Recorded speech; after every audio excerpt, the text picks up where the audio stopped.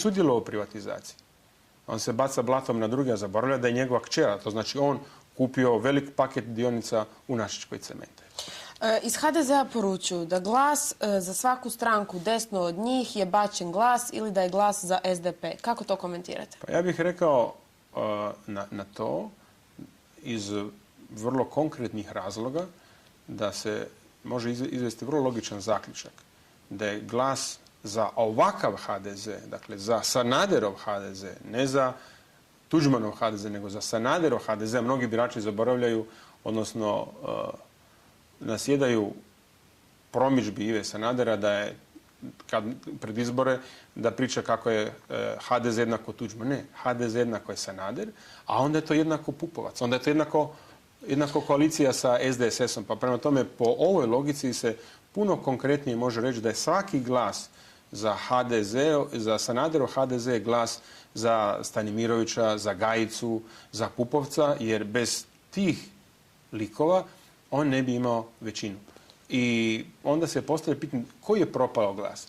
Da li je propao glas ako glasujete po svojoj savjesti i glasate za stranke i ljude kojima vjerujete i koji govore i ono što vi mislite, ili je propao glas onaj ako ga date čovjek koji vam kaže jedno pred izbore, a nakon izbora napravi sasvim drugo. Ja mislim da je u skladu sa savjesti glasati za one ljude i programe koji se vama kao osobi čine prihvatljivima. Ovakve Gebelsovske floskule jednostavno iskrivljuju jedan jasnoću biračkog postupka i iskrivljuju vrijednosti.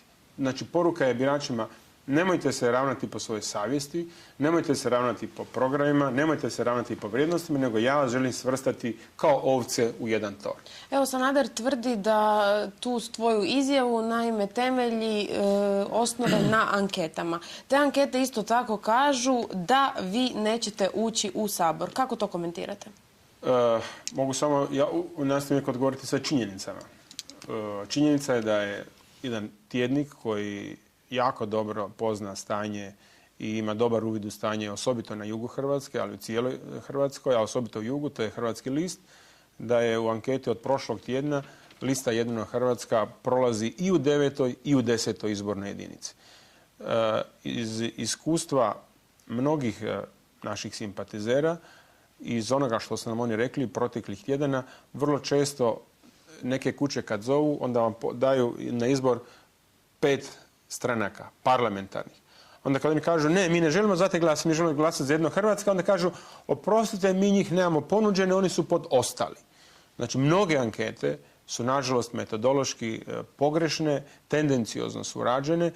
Iz onoga što se događa na terenu, iz onoga što mi koji smo u kampanji vidimo, a u konačnici iz ove ankete gdje je ponuđena lista Jedina Hrvatska, sasvim je sigurno ili vrlo izvjesno da po postojećem stanju lista Jedina Hrvatska prolazi i u 9.